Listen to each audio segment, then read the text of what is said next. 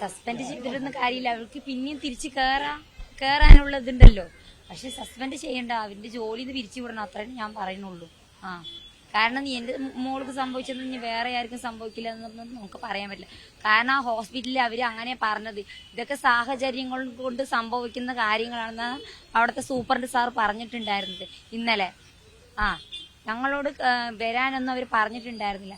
കാരണം ഞങ്ങൾ 25-ാം തീയതി പോയപ്പോൾ അവര് അങ്ങനെ OP-യിൽ കാണിച്ച് അങ്ങനെ വരികയാണ്. പിന്നെ നിങ്ങൾ നീരുണ്ടാകുമ്പോൾ വരാനോ വേദന ഉണ്ടാകുമ്പോൾ വരാനൊന്നും അവർ പറഞ്ഞിട്ടുണ്ടായിരുന്നു. അവർ നുണയാ പറഞ്ഞു.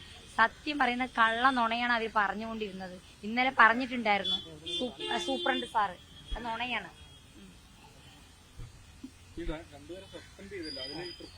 തൃപ്തിയില്ല സത്യത്തില്ല. കാരണം അവന്റെ ജോലി പോണം, അത്ര തന്നെ. കാരണം എന്റെ മോൾക്ക് സംഭവിച്ചത് നാളെ വേറെ ആയിരിക്കും.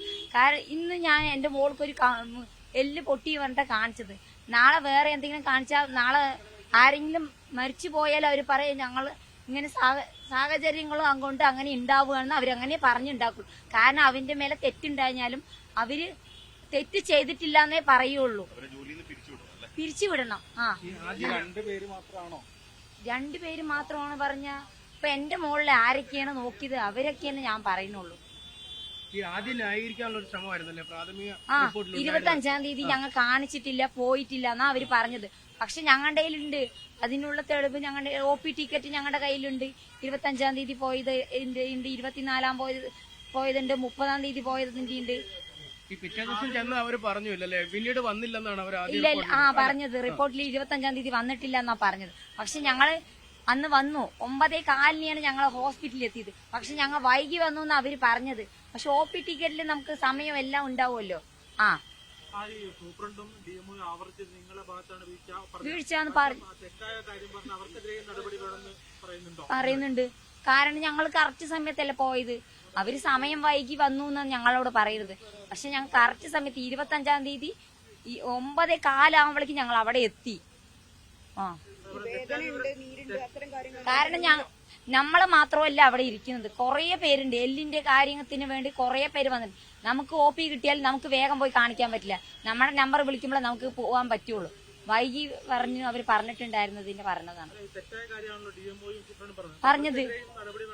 പറയണ സൂപ്രണ്ട് സാർ പറഞ്ഞതാണ് എനിക്ക് പറ്റാണ്ടായത്. കാരണം അവര് നീരുണ്ടാഞ്ഞിട്ട് വരാൻ പറഞ്ഞു. പിന്നെ പോരാത്തതിന് വീക്കം ഉണ്ടാഞ്ഞ വേദന ഉണ്ടെങ്കിൽ വരാൻ പറഞ്ഞു എന്നൊക്കെ പറഞ്ഞില്ലേ. അത് പച്ച കള്ളമാണ്. ഞാൻ ഇപ്പോഴും ഉറച്ചു നിൽക്കുകയാണ്, അതിൽ തന്നെ ഉറച്ചു നിൽക്കുകയാണ്. കള്ളം പറഞ്ഞ കള്ളമാണ്, സത്യമായിട്ട് പറയണം. ഞങ്ങളോട് അങ്ങനെ പറഞ്ഞിട്ടുണ്ടായിരുന്നില്ല. 25-ാം തീയതി പോയി കാണിച്ചു. വീട്ടില് 9:15-10 മണിയാകുമ്പോഴേക്കും ഞങ്ങൾ പോയി.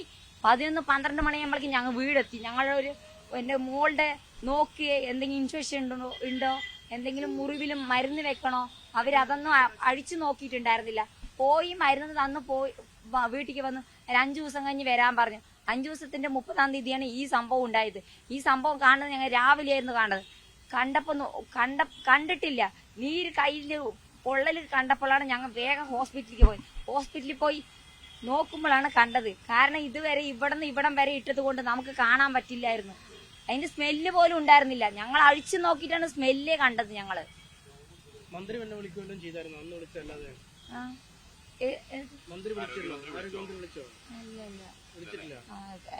എന്റെ ഫോണിക്ക് വിളിക്കില്ല, ഹസ്ബൻഡിന്റെ ഫോണിക്ക് വിളിച്ചിട്ടുണ്ടാവും. എന്റെ ഫോണിൽ എനിക്കറിയാം. അല്ലല്ല